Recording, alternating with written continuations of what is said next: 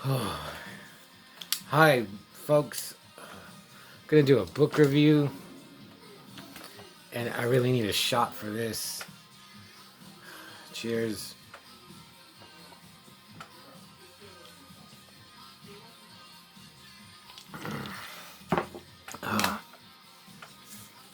So, the book I'm gonna review is Stephen King, The Stand, and I've been watching. Oh Jesus, I don't even know where to begin. Okay, I read the old one that was like, I don't know, 800 pages back. Maybe like I read like in '88. I think I was in middle school.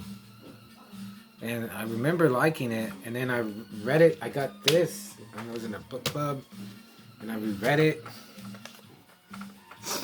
like early 2000s, and I think I still liked it. But now that I've been rereading King, and I reread this, I was hoping that I would still like it. But I remember how like the TV movie, there was a lot of like the end. It was just Tom and Stu trying to get back. That's like a big chunk. And that's a big chunk in, well, no, it's not a big chunk, but that's the end of this. And rereading it, man, I don't think it's that good. It's not badly written. It is interesting,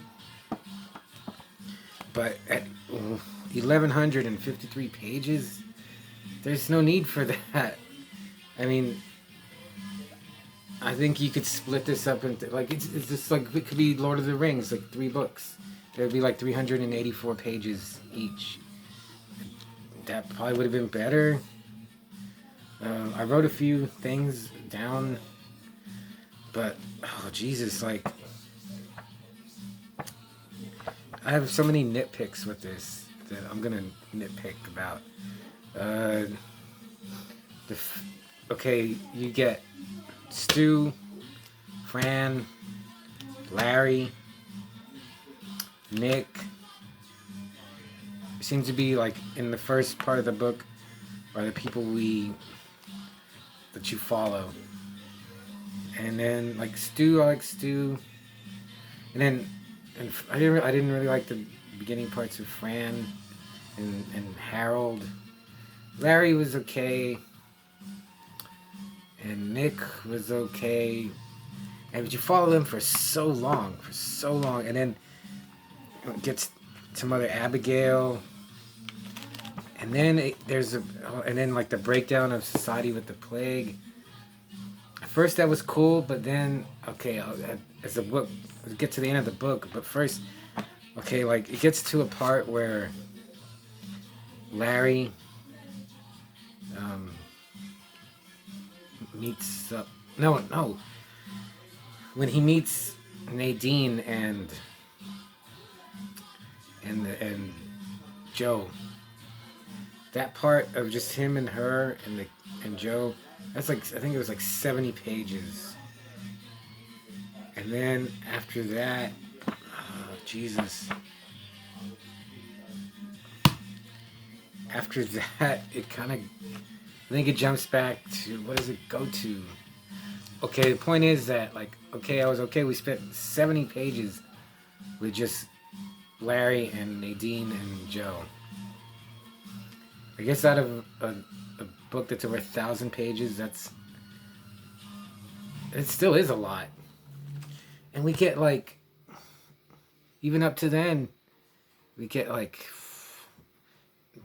I know it's not even anywhere near, it's like between 5 and 10 pages of Randall Flagg. Randall Flagg is not only is he the villain, he's just an awesome character. I would have much rather read more about him than, I mean, 70 pages of Larry and Nadine and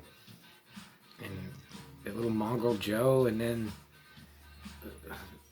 stuff with Stu, and I mean, you could have given even like the parts like of the breakdown where there's like where like the armies fighting each other, which is real vague too. You could have given Jesus 3 more pages of Flag, something. Him killing or anything. I'd rather read it. I mean,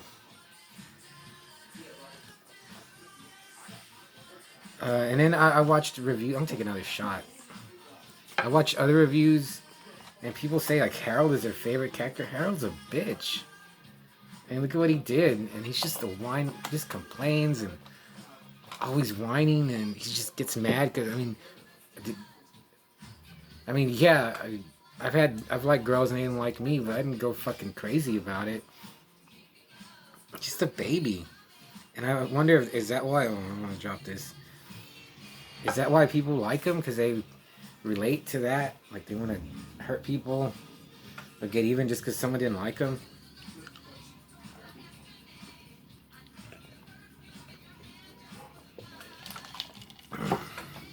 Or people like the Trash Man? He's... Okay, I like Flag because he's badass, he's evil, he'll kill you. But he's like total fantasy. He has like superpowers. And he's supernatural. Trash Man could be real. You wouldn't want to hang out with him. You wouldn't want to be his friend. You would make fun of him. I would. He almost kills people, and yeah, he's a lunatic, crazy, and you really can't blame him. But you wouldn't want to, like, how can you root for him? I didn't like all the God stuff. It just like all the Mother Abigail. It made me root for Flag even more. He's like, he can control wolves and crows and rats and bugs, and then finally when they start the Boulder Free Zone, just the meetings, and I know you have to like rebuild society, and that there's a lot of stuff in that, but they just spend so much time. Yeah, it's another thing. Like there was like, again, like maybe 10 pages of Las Vegas, and then like after that, okay, they go back to the Boulder Free Zone, and it was like over 300 pages of Boulder stuff. I mean, Jesus, give Flag and his people 20 pages.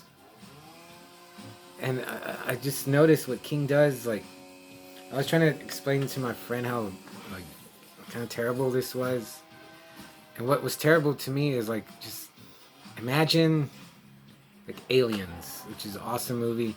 Imagine like in the middle of Aliens, they have like a 15-minute flashback to like Newt's 5th birthday party. And then in that flashback, they like flashback to how her parents met on Earth or somewhere. And it just, Stephen King does this thing where like a character will be doing something and they remember something that they happened in their past, and then he'll go into that, like the part with Nadine when she's using the Ouija board, and it was like a 5-page, because I counted, it was really like frustrating. It was like a 5-page flashback when she was in college, and she used a Ouija board, and I know because it kind of predicted that she would have to meet Flag, but he could have said that in a paragraph or a page, 1 page, half a page, not 5 pages. Give that 5 pages to Flag. And then like the whole post-apocalyptic thing, I think The Walking Dead is a lot better because there's like battles and stuff happens. There's no battles in here. The road was really scary and depressing. That was more exciting than this. Let's see. There's a couple of cool parts. For some reason, whatever reason, King throws in that Stu thinks he saw or met Jim Morrison in Texas at the gas station. That was cool. And he kind of like says Morrison was like reminded him, or he hadn't even seen, Stu never even sees Flag or just his nightmares. And he like says Morrison and Flag were kind of the same, or like reminded him of each other, which is kind of cool, I guess. And then there's one part that made me laugh when Tom Cullen leaves Vegas and Lloyd is like, he's like, they don't know who it is. They don't know it's a retard. And he's like, who is this guy? Or he's not. He can't. He's not like. He's not like. He's not like Jack the Ripper or Doctor Octopus or something. And I thought that was funny. Like, I mean, Doctor Octopus is a genius. I mean, who knows about Jack the Ripper? But I thought that was funny. My favorite parts were with Flag. He's like his supernatural presence that like puts people like in a state of fear. And I was wondering, why does he need weapons? He can like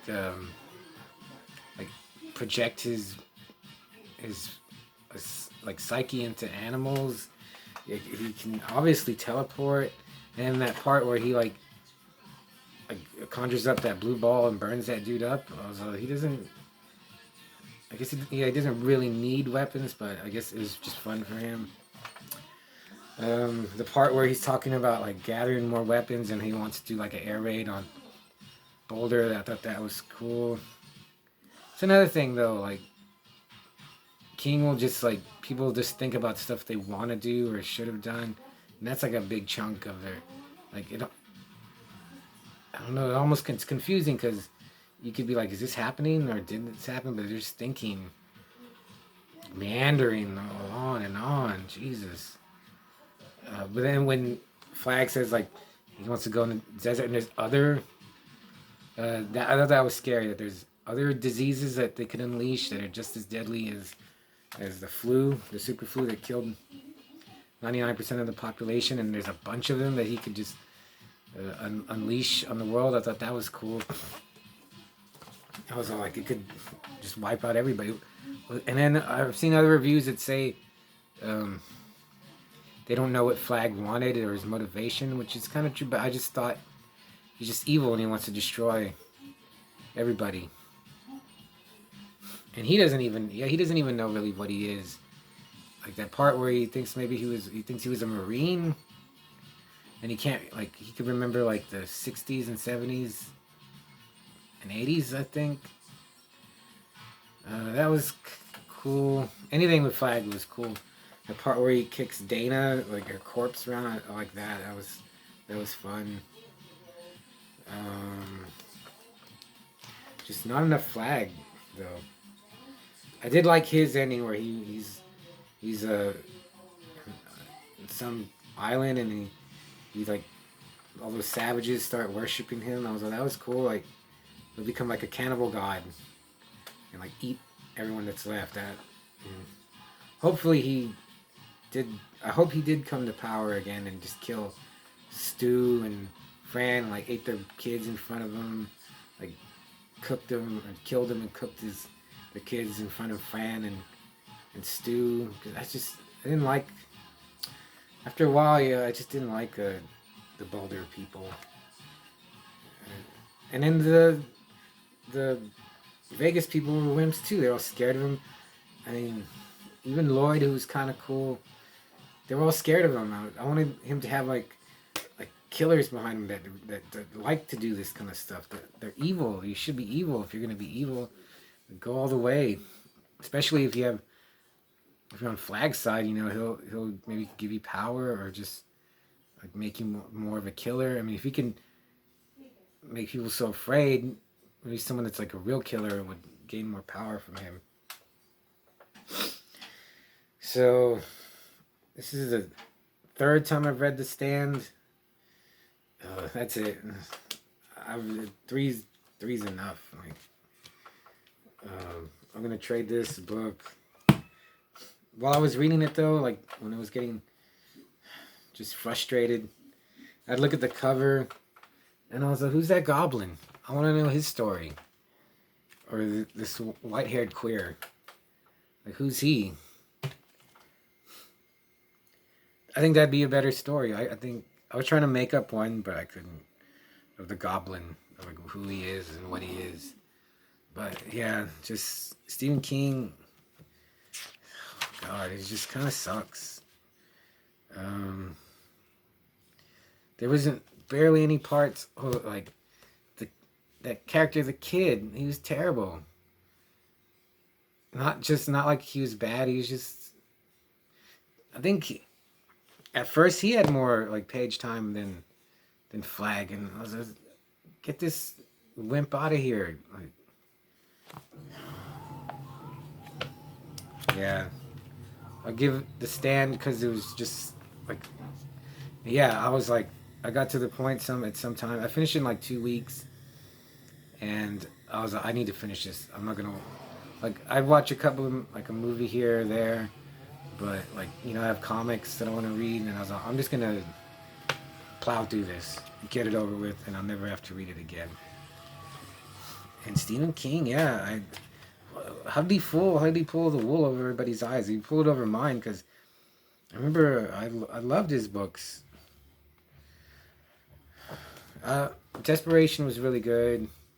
Long Walk was really good. I really enjoyed the Children of the Corn short story. But, fuck. I'm scared to reread The Gunslinger, because I really like The Gunslinger. But now I'm thinking, does that suck too? It does, right? Man. Because I have so many books to read, but like this one I would look at it and I was like, I need to read it again. And I did, and that's it. I honestly, I did get a little sad when it was just like Tom and Stu and they were trying to get back. I was kind of that was pretty good, but by then 1,000 pages, and come on. I would like to know if fans like of this book defend it. Like, tell me what's so good about it, because I don't see it. Okay, bye.